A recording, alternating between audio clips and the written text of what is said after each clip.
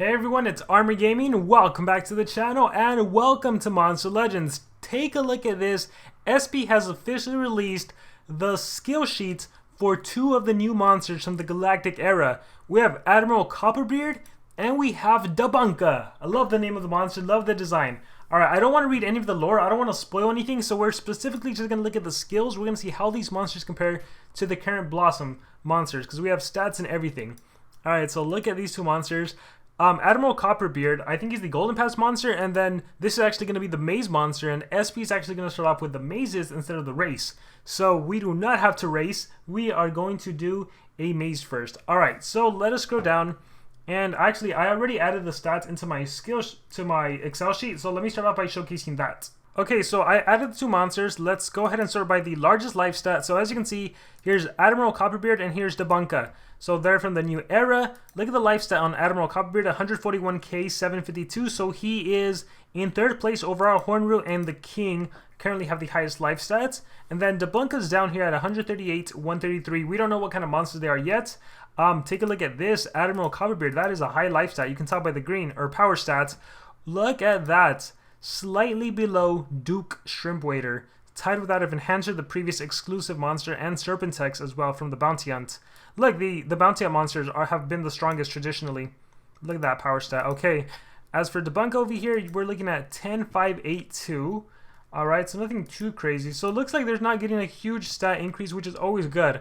In terms of speed stat, we're looking at 8217 for Admiral Copperbeard, and Dabunka is actually such a slow monster at 7744. Was not expecting that. Slower than any of the Blossom Era's monsters that have been released. That is interesting. Look at that. Okay, let's go ahead and look at the monster sheets. Alright, we'll start off with this monster. Earth and Metal. Tough, immune to stun, skill mirror for one turn, status caster to self one, I'm assuming.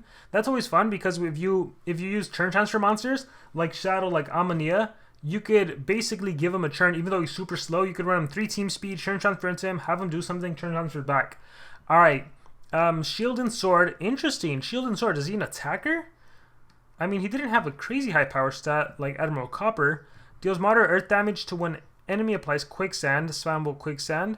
Cannon Factory, low metal damage to all enemies, okay. Reflector Shield applies skill mirror and a 30% life shield to itself.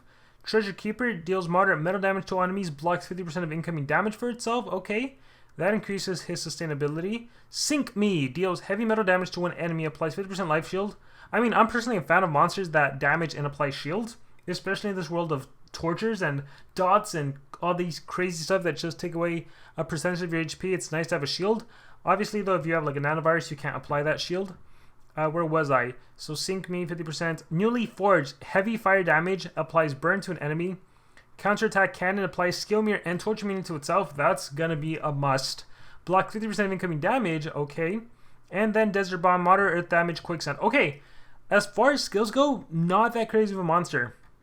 I think he's easily gonna be forgotten.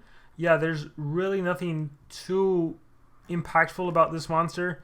If I was to run him, I would give him... I wouldn't run him, first of all. Like, again, you have to keep in mind, with the Blossom monsters, we already have our Pierce Blossom monsters. We have talents that can be utilized, like the Vata Magma talent. We have Sigil to reuse our best skills.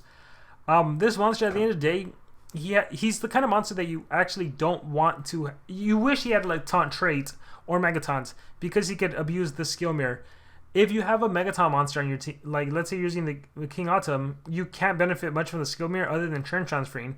And if you do turn transfer into it and then use that skill mirror, realistically, the most you have is a 50 damage skill. That's not much. You have Sink Me and Newly Forged. You have a metal and a fire-based attack to utilize. One gives you a shield, one gives burn. Yeah, unfortunately, he's not really a monster that is going to be used much, even though he has a really cool design, looks great and all. He's not going to be used much. Let's see Admiral Copperbeard. So if we scroll down, let's see, Artifact, ooh, already, that is impressive. No dots against you. Okay, super attuned. Okay, not liking that unless he has like a self-inflicting skill that recovers his stamina, ET. Precision to allies at the start of the battle. Unfortunately, so far not looking great other than he's an artifact monster. So that looks good. And again, he has a good power stat, tied with that of previous exclusive Blossom Bounty monsters. Alright, Sword and Banner. The Banner helps with stamina. Sword makes him stronger.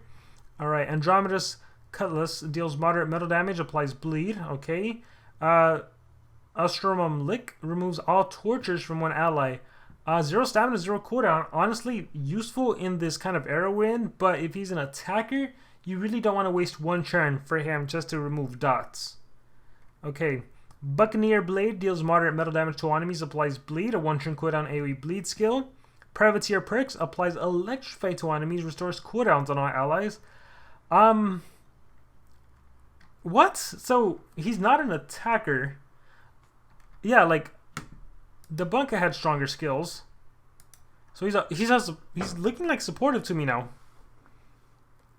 Deals moderate metal damage to one enemy, applies electrify to one enemy, restores cooldowns on itself. Cooldown restoration. Vitamin Cocktail gives 30% of stamina to allies, removes tortures. Vitamin Cocktail could be definitely useful. Gives stamina 2. Boarding Hook deals moderate metal damage to one enemy, then to all enemies, applies electrify to all enemies. And then Buccaneer Low Blow deals moderate metal damage to one enemy, applies bleed to one enemy, restores cooldowns on all allies. He's like a sigil. He's like, let me restore cooldowns, teams. I'm not a fan of him either. Yes, he's an artifact monster. Yes, you don't gotta worry about dots on this guy. But all he can really do is apply electrified against the enemy, give bleed to the enemy, restore your cooldown, and remove tortures. Like, yeah, dots are annoying in the game. Like, dots can literally kill you, but I don't know if I want to put one monster in the slot just for that. I don't know. I'm not really feeling this monster. Do we have any comments about the monster? No comments yet.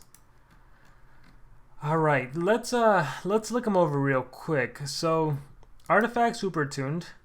He's metal and water monster. Alright, so moderate metal damage applies bleed, restores cooldown on all allies. 60 stamina for that, goodness. Moderate metal to one enemy, then to all. Electrify to all enemies. 3% stamina removes tortures. Electrified restores cooldown on itself. Only restores cooldown on allies. So 2 skills are restored to cooldowns. And electrify to the enemy bleed. Yeah, not looking too crazy. Is he the Golden Pass? Yeah, he is the Golden Legends Pass monster. Okay, so I'm not too crazy about the Golden Pass. I always buy the Golden Pass just because the rewards are great, but not too crazy about the monster, I'll be honest. As far as this, Dabunka, honestly looking like a better monster. It's a maze monster too. Again, you have Skill Mirror, blocking 50% incoming damage, a shield when you attack, burning, you have Quicksand, blocking 50%, Skill Mirror, Torture Immunity block.